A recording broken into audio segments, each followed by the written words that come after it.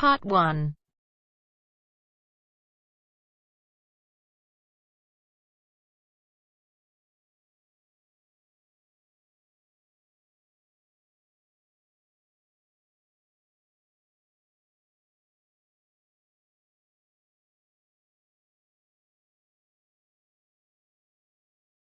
You will hear a number of different recordings and you will have to answer questions on what you hear. There will be time for you to read the instructions and questions, and you will have a chance to check your work. All the recordings will be played once only. At the end of the test, you will be given 10 minutes to transfer your answers to an answer sheet. You will hear a telephone conversation between an operator and a caller. The caller is reporting a stolen mobile phone. First, you have some time to look at questions 1 to 5.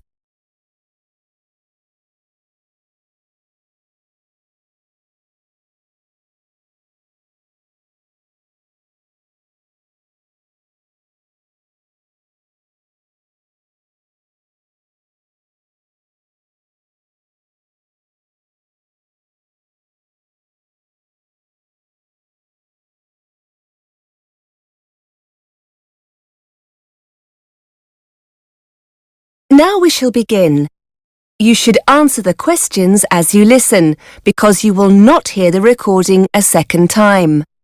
Listen carefully and answer questions 1 to 5. Good morning, Z Mobile Services. This is Tess speaking. How can I help? I want to report a stolen mobile phone. Could you confirm your postcode, please, sir? It's CN2 1EB. Thanks. And your house number? 34. OK. Can you give me the telephone number of the phone that was stolen? Yeah, it's... Wait a minute. It's 07890 07890 623 623 570. 570. OK. So it's 07890 623 570. Yeah, that's right. Can you just confirm your name? Yeah, it's Thomas Green. Is that Thomas spelt Thomas? No, there's no H. It's just Thomas. Thomas. OK. So you said your phone was stolen? That's right. I reported it to the police this morning. That's good. I'll need to take down your crime reference number. I've got it here. It's CZ... CZ... -17624. 17624... -5. 5. Thank you. Let me run through that again. CZ-17624-5. That's it.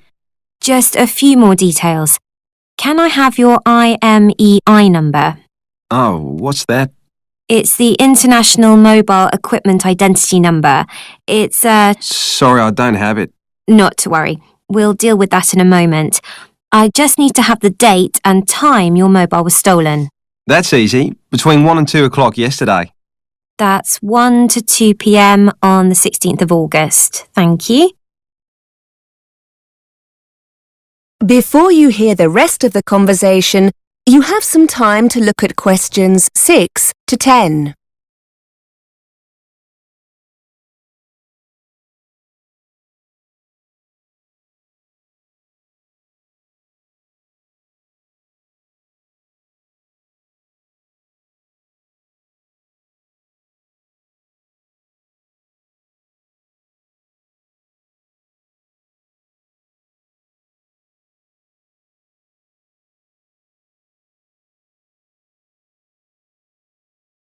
Now listen and answer questions 6 to 10. Now, I just need a few details of the incident, if you wouldn't mind. Sure. I was in the Bang's coffee bar in the city centre. I definitely had my phone with me when I sat down. In fact, I remember checking to see if I had any text messages. But when I came to leave, it wasn't on the table. Did you leave the phone unattended at any time, perhaps to go to the toilet? No, that's the funny thing. Like I told the police, it was very busy in there because it was lunchtime and all the tables and chairs were pushed really close together. There were a couple of other people at my table. Someone must have leaned across when I wasn't looking and slipped my phone into their pocket. Oh dear. I know, it's such a pain. I suppose I'll have to pay for a replacement. Fortunately, you're covered by our 12-month care plan, so there won't be a charge for replacing it this time. But I have to tell you, if it happens again within the next 3 months, you may have to pay a fee. Fair enough. How soon can you send me a new one? We've got 2 options. You can get it sent by courier for next-day delivery for a small fee, or we can send it in the standard post free of charge. You should allow about 5 days for it to arrive. That's a bit difficult. I'm going back to Australia the day after tomorrow to see my parents for a month. Any chance you could send it to their address? No, I'm sorry. We can only send replacements to UK addresses. In that case, I'll better have next day delivery then. OK, so just to confirm the delivery address, is it 34 Solent Gardens? That's it. The final thing we need to do is to put a block on your phone. You mean to stop the thief from using it? I was wondering about that. What I need to do is put your IMEI number into the central register, which will essentially prevent anyone else from making calls from your phone. Now, the IMEI number is a 15-digit number that you can see underneath the phone's battery. Do you have a record of it? No, sorry. Is there any other way to find the number? Yes. We usually trace it from a call you've recently made. In a moment, I'll put you through to my colleague who deals with that. By the time you've finished with him, your mobile will no longer operate. Good. And with your new phone, I'll also send you a crime prevention leaflet, which will give you some tips on how to protect your phone from being stolen again. Thanks. You've been really helpful. Don't mention it. Just putting you through to my colleague now. That is the end of part 1. You now have half a minute to check your answers.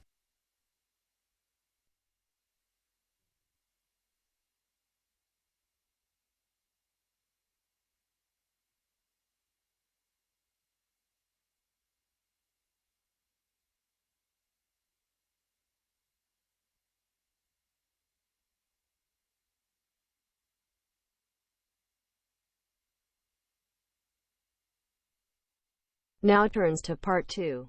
Part 2.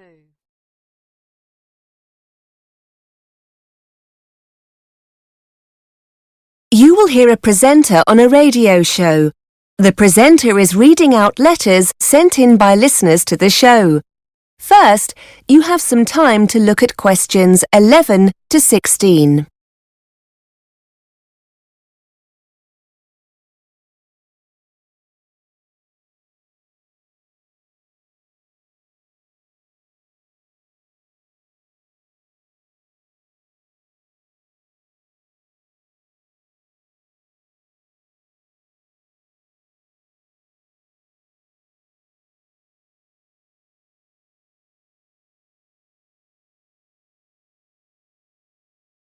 Now listen and answer questions 11 to 16.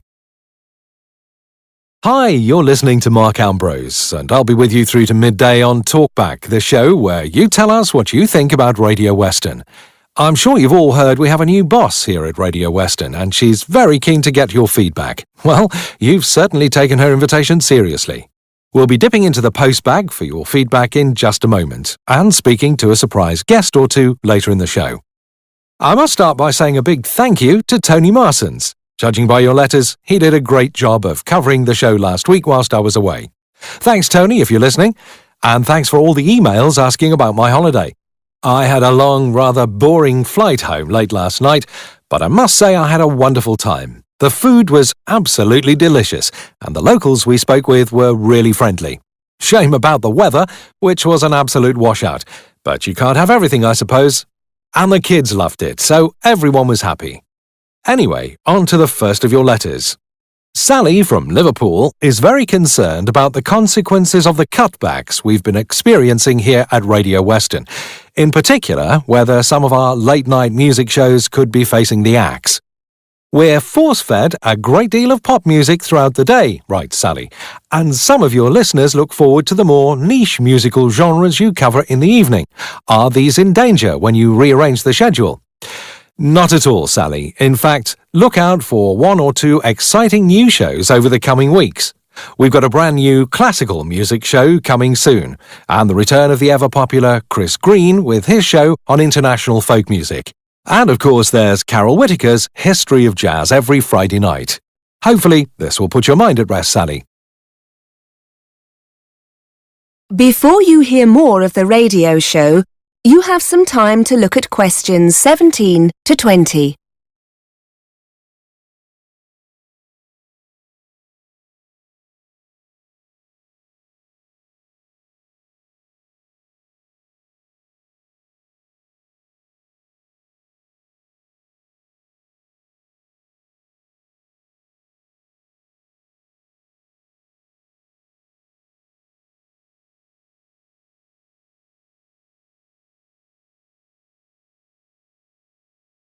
Now listen and answer questions 17 to 20.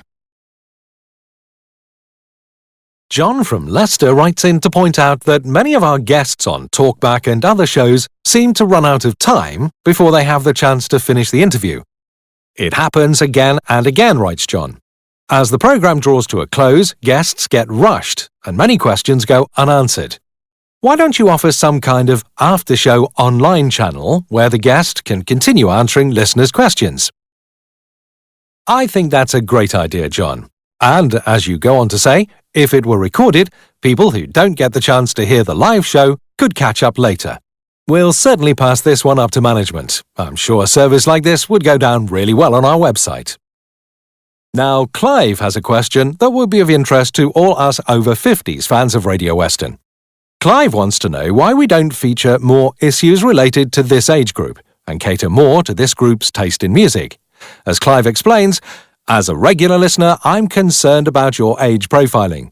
Presenters seem intent on covering topics that appeal very much to the 30-somethings, which is great for them, but what about people of other ages? Clive would like to see music shows aimed at the older generation and more on problems facing the over 50s in our consumer affairs shows. Well, Clive, we'd certainly hate to think you're feeling excluded from our schedule. What about other listeners? Do you think we're getting it about right, or is there room for improvement?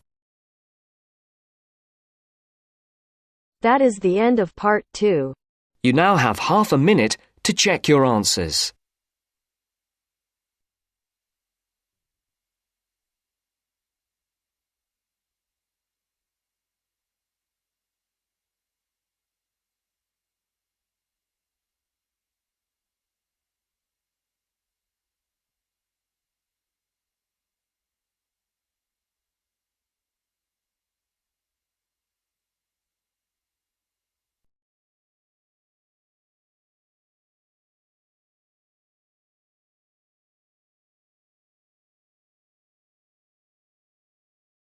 Now turns to part 3. Part 3. You will hear 2 university students discussing how they should prepare for a presentation they are to give. First, you have some time to look at questions 21 to 25.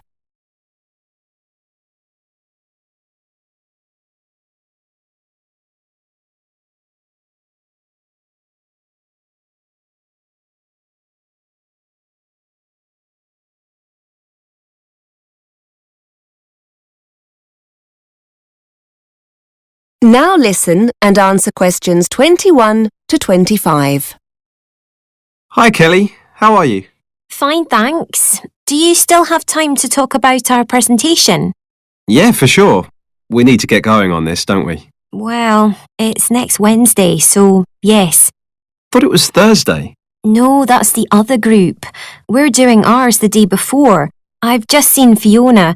She's going to be a bit late, so shall we just get started? Yes, fine.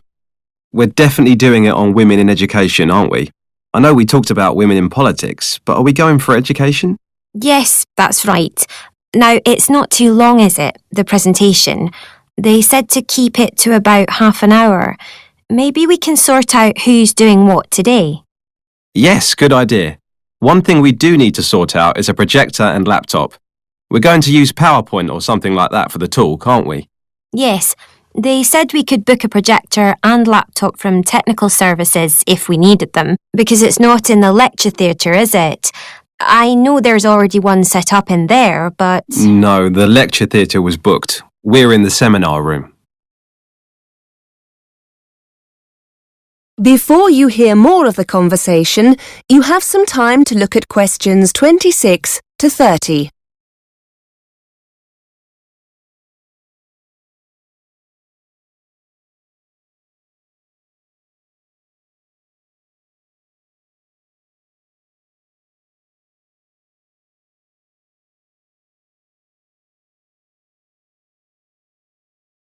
Now listen and answer questions 26 to 30. OK, so what's the next step? We need to work out who's doing what, don't we? Well, we all know the subject, seeing as our last essay was on this topic. Yes, but we can't just stand up and ramble on. It'll need to be structured. I've got an idea. Fiona's essay was brilliant, wasn't it? Why don't we base the talk on that? We can always add bits here and there if we think it needs padding out anywhere. That's a good idea. Shall we ask her to get a copy of it for both of us? Yes, I'm sure she won't mind. We can always let everyone know at the start of the presentation that it's Fiona's work. But we don't want to just read it out. That'll be really boring. It's probably best to make notes from it so that we can improvise a bit on the day. Why don't we break the essay down into sections and the three of us can each take on one section? We can all make notes on our own part and add to it where we think it needs it. That way we can try to make it our own. Yes, I like it. So let's ask Fiona to start the talk off and bring it to a close. She can take on the introduction and conclusion. I know she divided the essay into the situation for women in the past and then compared it to how things are now. So why don't I take the bit on the past and you talk about the situation for women as it is now? OK. If we give ourselves till the weekend to work on it, we can get together on Saturday to see how it's looking. Now, what about the presentation itself? Someone will need to build that and find images. We don't just want to fill each slide with a load of text, do we? No, we don't. Before I forget, I can sort out the laptop and projector. I've got to go down to technical services to get them to have a look at my laptop. They reckon they can get it to run a bit faster. But the presentation, who's good with computers? Do you fancy having a go? I don't mind. But I'll wait until we've met up on Saturday just to make sure we've all got our notes. We'll need images, won't we? Shall we all search for our own to fit our section of the talk? Yes. And then if you and Fiona email them to me, I'll add them to the presentation. Right. That was easy, wasn't it? And look, here comes Fiona. Let's ask her about her essay.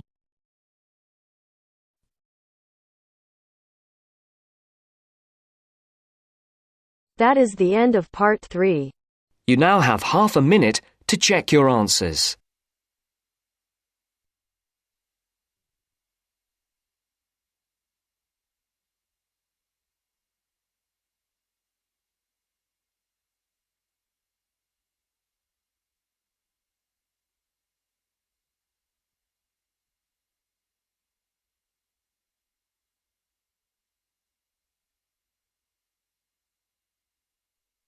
Now turns to part 4. Part 4. You are going to hear a lecturer giving a talk on time management strategies. First, you have some time to look at questions 31 to 37.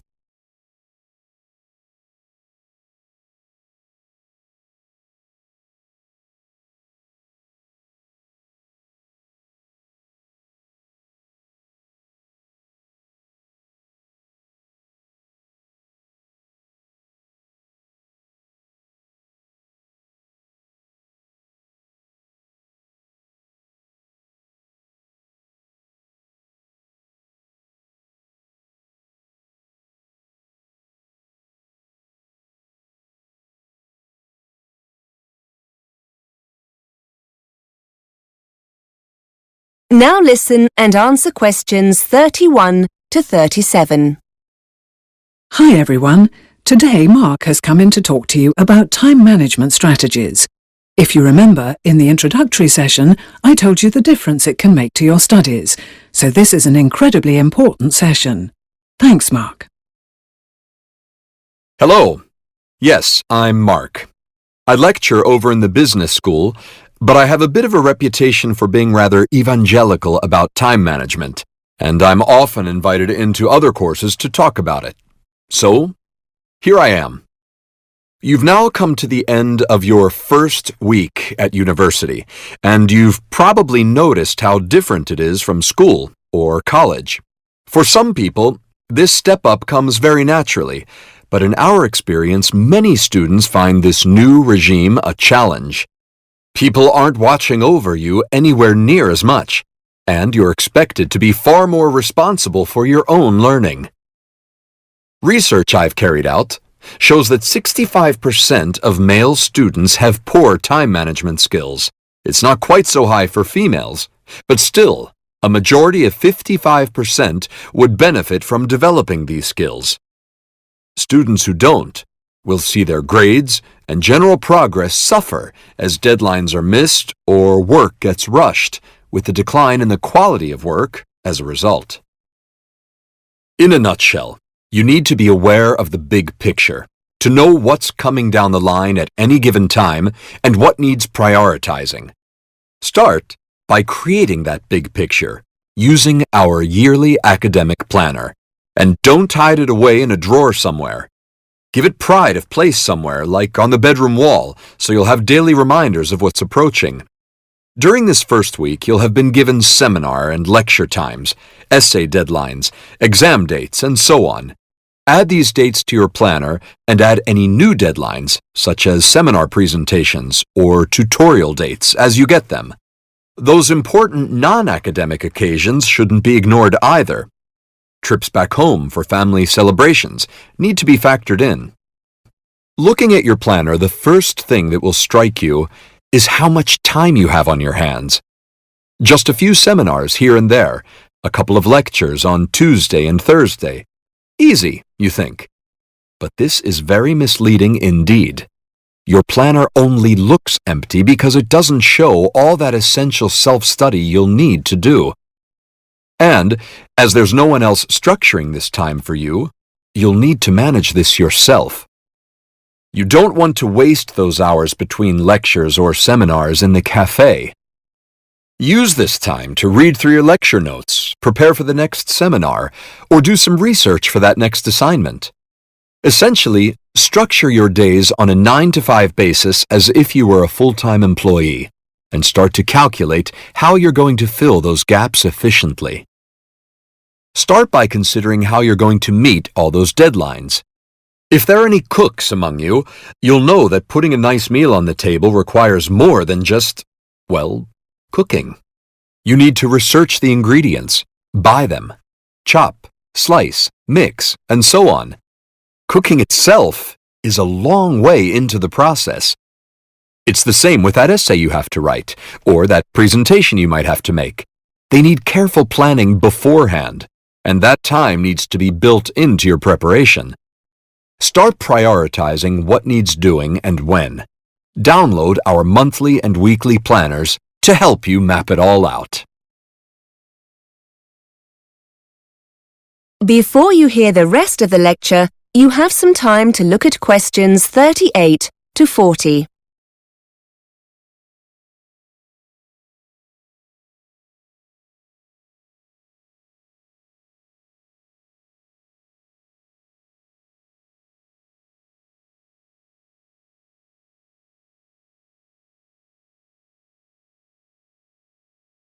Now listen and answer questions 38 to 40. And here's an important point. When you're planning what to do, be task-oriented rather than time-oriented, and set achievable goals. Finding images for a presentation, for example, is measurable. Simply writing research 10 a.m. to 11 a.m. isn't. This task-oriented approach will be immensely helpful, forcing you to break your preparation down into individual, achievable steps. Try to assess when busy periods are likely to occur, such as the week leading up to an assignment deadline.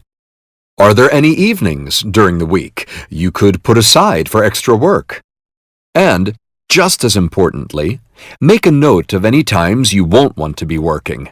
You'll need time for you, sessions in the gym, evenings when your favorite programs are on TV. Don't forget to schedule in time for non-academic activities like going shopping or doing the laundry. It's best to have a fixed time each week for jobs like these, so they don't interfere with your academic work. Finally, decide where you're going to do your self-study. Will you be distracted by the TV, the internet, or friends if you stay in your room? Perhaps the library will be a better place. Anywhere that encourages you to prevaricate should be avoided at all costs.